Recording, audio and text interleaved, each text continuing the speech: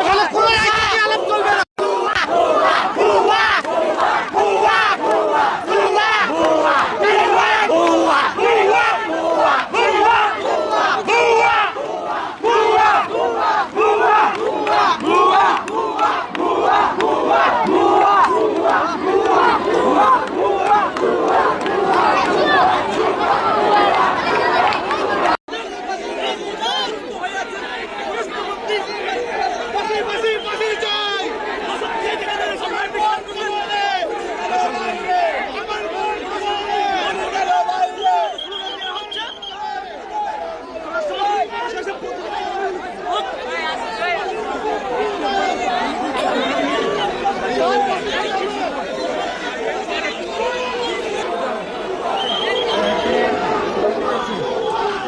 পেকোয়া বর্তমান গণপ্রজাতন্ত্রী বাংলাদেশ সরকারের স্বরাষ্ট্রমন্ত্রী মহোদয়ের এলাকা।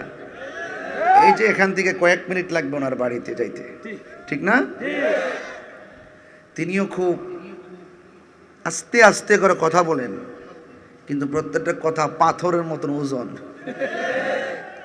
অনেকে এটার ভার নিতে পারে না, ঠিক আছে কিনা? কন ঠান্ডা মাথায় বলেন। এজন্য শান্তি সম্প্রীতির লক্ষ্যে আহলুস সুন্নাত ওয়াল জামাত কাজ করে। শান্তির লক্ষ্যে সম্প্রীতিকে নিয়ে মানবিকভাবে আহলুস সুন্নাত ওয়াল জামাত ধর্মের কথা বলে, মানবতার কথা বলে।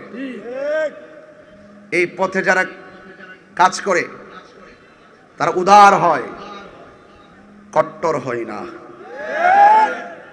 আমরা উদার। এজন্যই আপনারা যারা পেকোয়াতে এসেছেন, আপনাদের সকলকে অনুরোধ করব,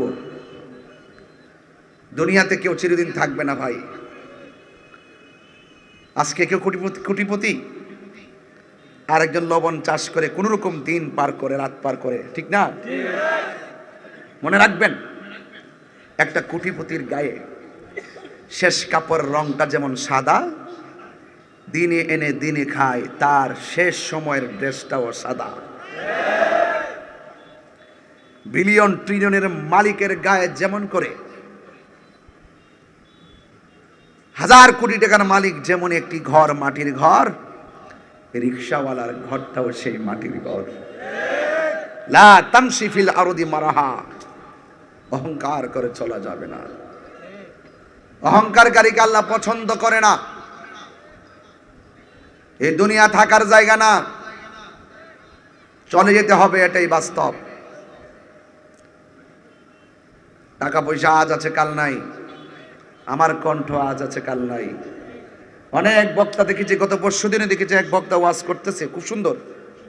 হঠাৎ করে তার গলা দিয়ে আওয়াজ আসতেছে না, পানি পান করতেছে, তারপর আওয়াজ আসতেছে না। শেষ পর্যন্ত তিনি বলতে বাধ্য হলেন, পরবর্তী বক্তা নিয়ে আসেন। এটাই বাস্তবতা। এখন মানুষটা দোকানে চা পান করতেছে, হঠাৎ করে তার বুকে ব্যথা উঠছে, কক্সবাজার কিংবা চট্টগ্রাম শহরে নিতেও পারে নাই, রাস্তায় মারা গেছে। এটাই বাস্তবতা। আল্লাহুম্মা বিসমিকা আমুতু, ঘুমিয়ে গেলাম মানে কি? মরেইতে গেলাম, ইন্তেকালই তো করলাম। আল্লাহ আমাদেরকে জিন্দা করে দিয়ে দেখে না সকালবেলা উঠি।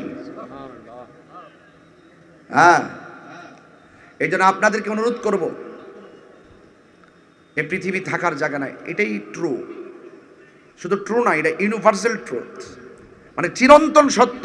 কুল্লু নাফসিন যায়িকাতুল মাউত, সবাইকে মৃত্যুবরণ করতে হবে। কেউ আগে, কেউ দিনে, কেউ দেশে, কেউ। এটাই বাস্তবতা। এটাই কি বাস্তবতা? যেন আপনাদেরকে সবসময় মৃত্যুর জন্য প্রস্তুত থাকতে হবে। আমি যে মানুষ দেখে আসছি লাইন ধরে আসতেছে, এখনো আসার মধ্যে আছে। সকলকে সামিল রেখে কথা বলছি। আগামীকাল আমার কথা সবাই শুনবে দেশ বিদেশে। তবে এতটুকু বলবো, এমনও হতে পারে আজকে আমার ভাই আবু জাফর এম এ ভাইয়ের আজকের মাহফিল আগামী বছর আমরা নাও পাইতে পারি, আর আমিও নাও পাইতে পারি, ভাইও না পাইতে পারে। এটি বাস্তবতা। আর আওয়াজ করে বলুন না, হায়াতের মালিক কে? এটা মেনে নেন। শুধু মানার মধ্যে সীমাবদ্ধ না, ধারণ করেন আর প্রস্তুতি গ্রহণ করেন যে আমরা যেহেতু চলেই যাব, কোন দিন যাব আমরা তো জানি না। সেই জন্য আমাদেরকে আল্লাহ এবং তার রাসূলকে প্রাপ্তির পথ খুঁজে নিতে হবে। আর সেই খুঁজে নেওয়ার প্ল্যাটফর্ম হলো আল্লাহর ওলিদের দরবার। মুদিমালের দোকানে গেলে মুদিমাল পাওয়া যায়, আল্লাহওয়ালাদের দরবারে গেলে আল্লাহ পাওয়া যায়। আমি তো চিনি না, যিনি চিনেন তার কাছে যেতে হবে। আমি তো জানি না, যিনি জানেন তার কাছে যেতে হবে। এটা আমার সিদ্ধান্ত না, এটা স্বয়ং আল্লাহ বলেছেন। হ্যাঁ, আল্লাহ বলেন তুমি জিজ্ঞাসা করো যদি তুমি না জানো। হ্যাঁ, এই জন্য আপনারা গ্রাম বাংলার মানুষ, আমি স্বাভাবিক ভাষায় কথা বলতেছি, খুব হার্ড নিচ্ছি না, বোঝার জন্য বলছি। আমি জানি আমি আসার আগে আপনারা অনেক কথা বলেন, আসার আগে অনেক আলোচনা সমালোচনা করেন। আপনি করতে থাকেন, আমিও চলতে থাকি। একদিন আপনিও থাকবেন না, একদিন আমিও থাকবো না। কথা কি সঠিক? শুধু আমার কথাকে বিশ্লেষণ করেন, আমি কি বলতে চাই সেটা ব্যাখ্যা বিশ্লেষণ করেন। বাড়িতে আগামীকাল হিসাব মিলাবেন, তাহিরি হুজুর পেকোয়া রাজাখালী এসে কি বলে গেছে।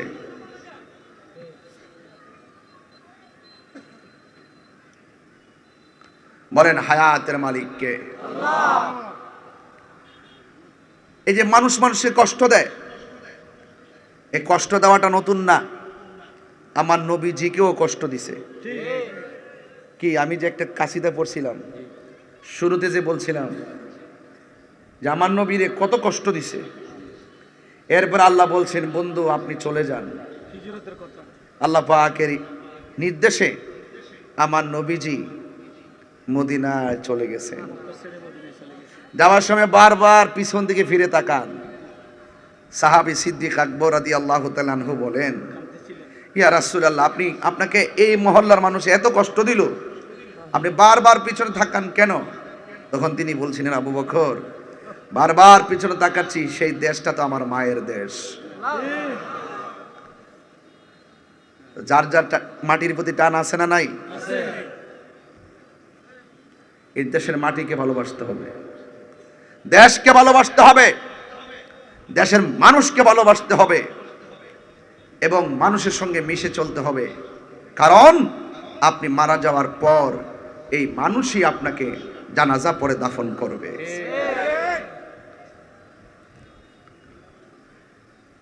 আল্লাহর হাবিব সাল্লাল্লাহু আলাইহি ওয়াসাল্লাম, তিনি যার সম্মান আল্লাহ এত বাড়াইছেন, অনেক বাড়াইছে। ওয়ারাফানা লাকা যিকরাক, আল্লাহ বলেন বন্ধু আমি আপনার সম্মানকে বুলন্দ করে দিয়েছি, বাড়িয়ে দিয়েছি। কতটুকু? আল্লাহ হলো রব্বুল আলামিন, আমার নবী হলো রহমাতুল লিল আলামিন। কথা পরিষ্কার? তো আল্লাহর হাবিব সাল্লাল্লাহু আলাইহি ওয়াসাল্লামকে কত কষ্ট দিয়েছেন,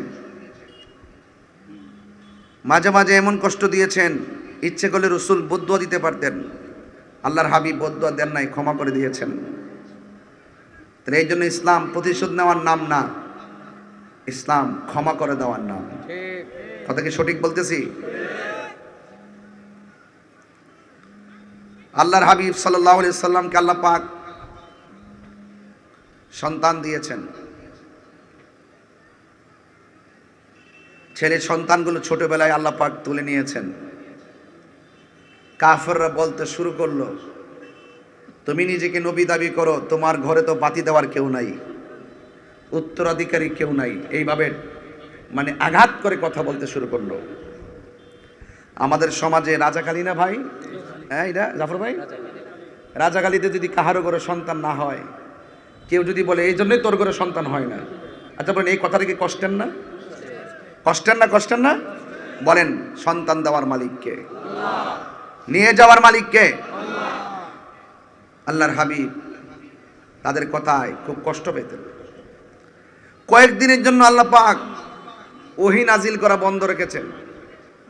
কাফেররা আর একটু সুযোগ পেয়ে গেছে, তারা বলতেছে, দেখছো মুহাম্মদ সাল্লাল্লাহু আলাইহি সাল্লামের রব ওহী পাঠানো বন্ধ করছে, আর আগের মতো ভালোবাসে না। নাউজুবিল্লাহ বলে না কেন? এক হলো এইটা, এই কথা বলে কষ্ট দিয়েছে, আর 2 নম্বর হলো রাসূল পাক সাল্লাল্লাহু আলাইহি সাল্লামের ছেলে সন্তান যখন চলে যায়, কাফেররা বলতো আমার নবী নির্বংশ, উত্তরাধিকারী কেউ নাই। আল্লাহর হাবিব সাল্লাল্লাহু আলাইহি সাল্লামের মনটা বিষণ্ণ। ঘরের ভিতরে তিনি ঢুকলেন, সাহাবায়ে কেরাম তাকিয়ে রইলেন। তাকানোর পরে সাহাবারা মনে মনে ভাবছেন রাসূল এত বিষণ্ণ, কিন্তু সাহাবায়ে কেরাম ঘরের দরজার সামনে ইন্তজার।